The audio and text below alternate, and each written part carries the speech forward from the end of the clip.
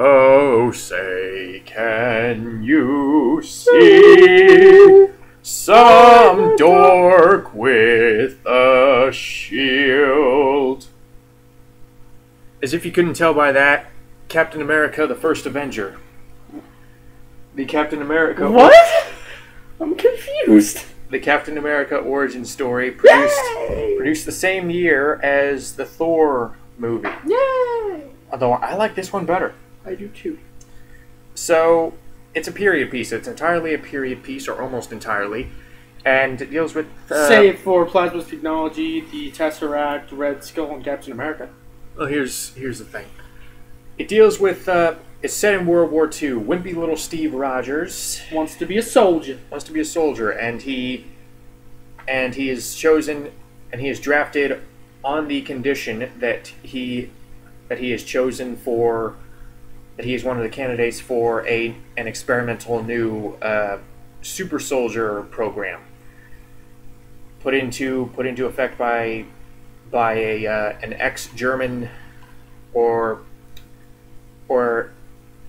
a scientist formerly under the employ of Hitler. Howard Stark. No, Dr. Erskine. You mean the guy from...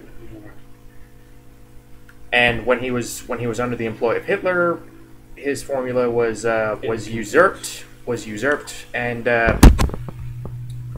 tested by Hitler's lieutenant, or by one of Hitler's subdivision commanders, Johann Schmidt.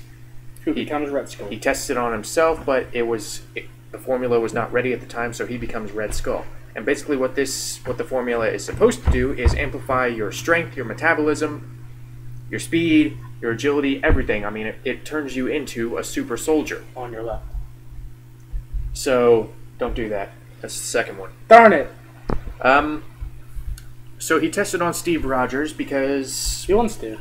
Because Steve Rogers is a good guy. He's a decent guy. He's got a good heart. And that's apparently what Dr. Erskine is looking for. Because... With great power comes great responsibility. Well, no, he says that that a wimp like Steve Rogers could really appreciate could really appreciate the strength given to him, and someone as good as Steve Rogers will remain a good guy once he actually goes through the process, whereas someone who is a bit of a bully will, like Red Skull, will be worse. So that's basically the gist. Captain America is... It's a simple origin story. It's a simple origin story, and it shows... it also explains, quote-unquote, why he could also be in the Avengers. Because, I don't know, is this a spoiler if we spoil the ending? Captain America gets frozen in, like, the Arctic Ocean. So, for about 70 years... And then he is found by S.H.I.E.L.D. along with the Tesseract. So that's how he's in the Avengers. So this one I think is a really good entry in the Marvel canon because it's definitely a different take on in terms of superhero movies, at least in terms of setting. Yeah. And also, I think Steve Rogers is a bit of a turnoff because we've seen mostly non-traditional superheroes that don't really personify that heroic stature. Steve Rogers is really the most textbook superhero you could go with. Well, I kind of like Steve Rogers. I know. That's why I like him, because he is very by the book. He's even more so in the Avengers. But he's very by the book. He's very... he follows orders, even if he doesn't agree with them most of the time. He is willing to make that sacrifice of dying to save something valuable. Well, not only that, and I think part of this has to do with Chris Evans's performance. Very balanced performance. Is that unlike Tony Stark, unlike Bruce Banner, unlike Thor, this really is just some guy who's not really that special. He's just a regular guy who's thrown into these extraordinary circumstances. So it's about time we've gotten a very likable, very earnest superhero. You could definitely relate a lot to him if you're like voting for the underdog, in a sense. So I think it's better in that way than all of the other Marvel superheroes, in my opinion. And in my opinion, if they tried to make Captain America some dark character, I really don't think it would have worked. Like they did Man of Steel. Kind of, yeah, because Superman, he's supposed to be this lighthearted superhero, and he's supposed to be the anti-Batman. He's supposed to be the lighthearted guy. But anyway, and honestly, Captain America is supposed to be the very straightforward heroic superhero. That's exactly the role he fills, and that's the only role he needs to fill. And I think he does it wonderfully here, especially with Chris Evans' performance. Yeah, and you can tell that he doesn't really have a whole lot of confidence in himself, especially not in the beginning, because. And the whole movie, this is not really directly addressed, but just you can see it in Chris Evans' eyes. You can tell that he is daunted by this task. Well, yeah, he doesn't really feel like am I really worthy of all this praise and adoration and power? So yeah, it's like I said, it's a very good performance by Chris Evans. His love interest, and honestly, I didn't even think Chris Evans would be the right guy for Captain America. I thought he was. Once I saw the movie, I thought he was really perfect. Honestly. Oh yeah, so did I. Because he's definitely looks like the every guy. Oh yeah, yeah. Aside from the build he gets in this movie. Except the only thing I had seen him in prior to this were the Fantastic Four movies. Yeah, he played the Human Torch. Yeah. Yeah. Which, he wasn't even that bad in those movies. Flame on! So the love interest, or I hate to say love interest because there's more to her than that. I mean, she's only... in terms of archetypes, love interest. Agent Carter. This double secret agent. This British agent who becomes Captain America's love interest. She's played by Hayley Atwell, she's really good too. She's honestly one of the better leads one of the best leads that the Marvel Cinematic Universe has had. I believe with all she's been through and with all the events that take place in this movie. I'm looking forward to the TV show. I know. With losing Captain America at the end, with having to put so much faith in this experiment, having all the sacrifices she made, I think she's one of the most sincere characters in the entire multiverse. Well, aside from that, Marvelverse. Much like Chris Evans, she gives a very balanced performance because she really balances this aristocratic grace and this very dignified presence, but she balances that with the more stern I'm going to kill you persona. I mean, she can definitely handle herself when it comes to a fight. Well, not only when it comes to a fight, but when she has to dish out her authority. So, yeah, I really liked Agent Carter in this, and in a period piece. The fact that they were able to do this in a period piece, albeit kind of a hyper-realistic comic book-y period piece, the fact that they were able to do this in a 40s setting is very impressive. So, yeah, props to Hayley Atwell and props to the writers for making Agent Carter very memorable. Which I actually wish... I know this is basically impossible, but I wish she had a bigger role in Captain America too. But aside from that, Tommy Lee Jones plays... Howard Stark. No. Schmidt. No, Tommy Lee Jones plays the commander. Plays the general guy. I thought it was kind of bland. Well, he gets a lot of good lines. So does Arnold Schwarzenegger. Doesn't mean he acted well. He did act well. Tommy Lee Jones did. Okay. I mean, he was... Again, you could have easily made this very stereotyped character, but... He is a stereotyped character. Well, not quite. I mean, it doesn't go quite for the Army Men in Toy Story approach. I mean, he almost gets there. Honestly, if you've ever seen Men of Honor, he almost reminds me of the Master Chief. I believe he was played by Robert Arlie Emery. No.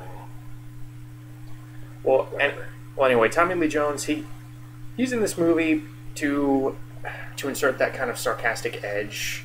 I mean, he's like Daxter in the Jack and Daxter series. He's the obligatory... No, he's not. He's the obligatory general character, the commander character for every single military movie ever made. But I don't know, he's keeping with the fun of the movie without being a quote-unquote comic relief character. I mean, like I said, he does get a lot of good lines, but he doesn't really feel thrown in just for comedy. He's like, look at him. He's making me cry. But Stanley Tucci is very good as Dr. Erskine. Who played Howard Stark? Dominic Cooper. He was very good. I liked him. I liked him a lot better than the guy they got for Iron Man 2. John Slattery? Who just seemed like a stick in the mud. I liked John Slattery in Iron Man 2, although with Dominic Cooper you really get to see Howard Stark in his prime, and what I like about him is that he does not do an impression of Robert Downey Jr. I mean, he is very much his own character. Well, I don't think it would make sense in this story that he ripped off Robert Downey Jr. because Robert Downey Jr. basically was ignored by his father, so he wouldn't have taken any personality trait from him. Yes, he.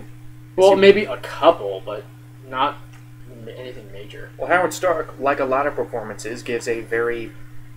You could tell he's very passionate about his work. I keep using this word. It's a very balanced performance because you can tell that this character needs to be here. You can tell that this character has a purpose, but he balances the more serious scenes with the more kind of womanizing persona that's kind of mirrors Tony Stark in the second one. Yeah. So, yeah, Dominic Cooper was very good, and the villain. Finally, Red Skull, played by Hugo Weaving.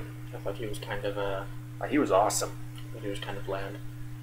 I didn't think he was bland. I don't remember a thing about him other than the fact that he does have a red skull. Well, he's contrary to popular belief. He's almost over the top, but not quite. He's kind of like Tommy Lee Jones. He almost goes over the top, but he stops just as he's about to go overboard into silly. I mean, he's obviously enjoyable to watch. But really, I don't really think you could have gone for a very dark villain in a movie that is supposed to be fun. This is a movie that is supposed to be fun. It's keeping with the Captain America character. If they wanted to go full parody, I could see them going overly dark. That would be kind of funny. I mean, I liked Red Skull in this movie, and I liked Hugo Weaving's very somewhat exaggerated. It seems kind of deformed when you think about it, because he doesn't go all the way. Well, he doesn't go overboard, but he goes just far enough in terms of hamming it up. But he's not like Nicolas Cage levels here. Yeah, you still view him as a legitimate threat. But really, one of the only things I was kind of questioning when it came to the Red Skull was his design, and this is one of the few things that I think go a little bit overboard. No, one of the few things that I think that this movie should have taken from the '90s Captain America movie.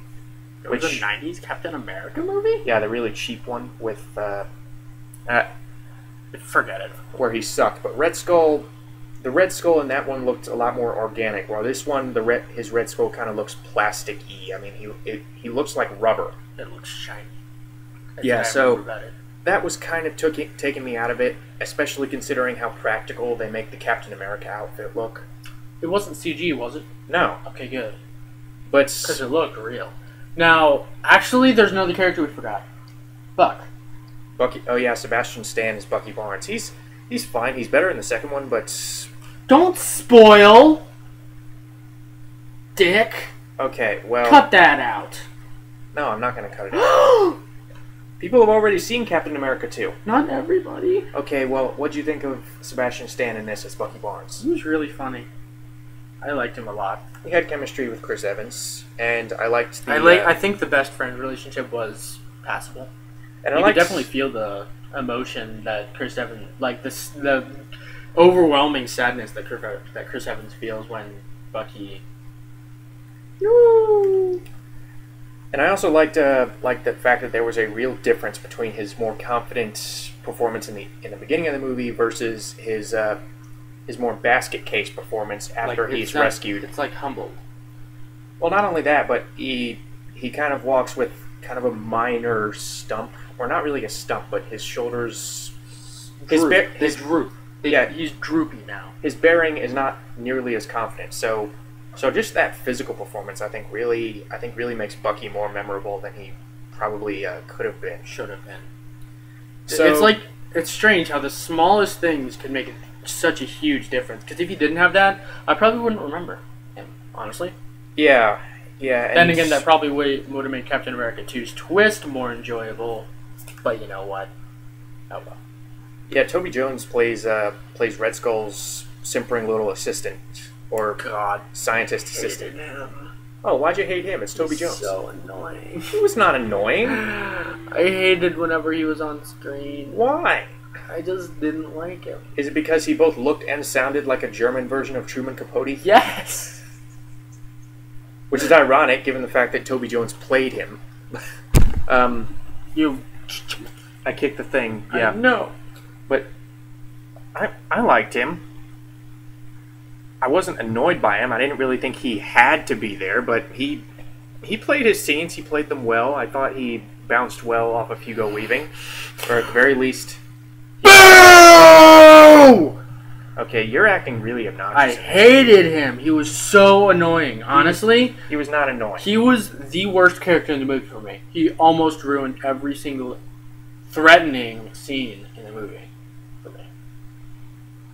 He wasn't meant to be intimidating. I know, but anytime he was on screen with Red Skull, where you were supposed to be intimidated by Red Skull, I thought he took all the seriousness out of it. It was so annoying.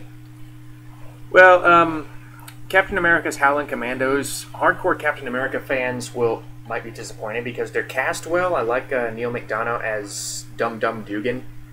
I don't remember any of them.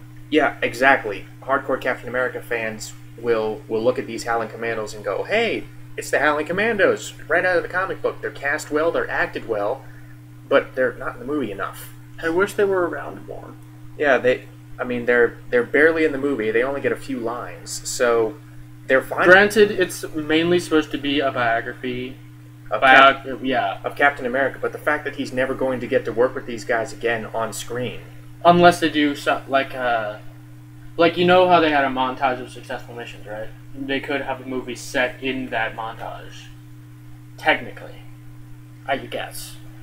But I thought the story flowed well, and what I think this movie really does right, aside from not involving Shield, but what this movie really does right in terms of the character of Captain America. If you know Howard Stark, it sort of does. Well, no, because Howard Stark is not constantly winking at the camera, going like, "Hey, get it? I'm Iron Man's dad." So, No, it's not what I mean. well, yeah, I know, but the movie does not constantly remind you of Shield. I mean, it's Captain America's movie through and through. It's a Captain America movie. Yeah. So that's more than I could say about the Thor movie. But what this movie really captures and what this movie had to fundamentally get right is that it makes us care about the character of Steve Rogers well before he's Captain America. I mean, yeah, he's brash. He's not exactly the smartest guy on the planet. And he's not physically imposing, but we care about him. We like this guy because he is very likable. He's likable without ever being bland. And yeah, that just adds another bit of very good balancing to the overall package. So, do you agree? Did you care about Steve Rogers when he was tiny? Tiny? Yeah. Yes, I cared about him. Like I said before, he's one of the most genuine characters, along with the love interest, that I've ever seen in a Marvel movie, no less. So, yeah, I guess that's Captain America. What did you think of the sets? They were okay. Well, the sets I thought had personality. I liked the camp. That was pretty cool. Well, the camp, the lab in New York, the streets of New York. Pardon me. I mean, really, the only sets I thought were not too memorable were the Hydra base, sets. I mean, those just seem kind of generically evil, and some of the effects don't really hold up. Like when you're supposed to be afraid of this big Hydra army. They look kind of fake. Well, they look fake because it's literally all CGI. Well, I mean, it looks like a cheap green screen. I mean, it looks so cheap when you see this Hydra army perfectly lined up, and I know you're not. I don't really expect them to get thousands of extras. I mean, that's difficult to do in today's day and age, or at least more difficult than just using CGI. But they could have at least had some differentiation in this Hydra army. I mean, it's a brief it's a few brief moments in the movie, but it really kind of took me out of it when there's these just clones, this bunch of Hydra clones all making the exact same pose, which the Hydra pose looks stupid. Hail Hydra! But yeah, I liked it. I liked the fact that they actually made Captain America's outfit look very, very practical.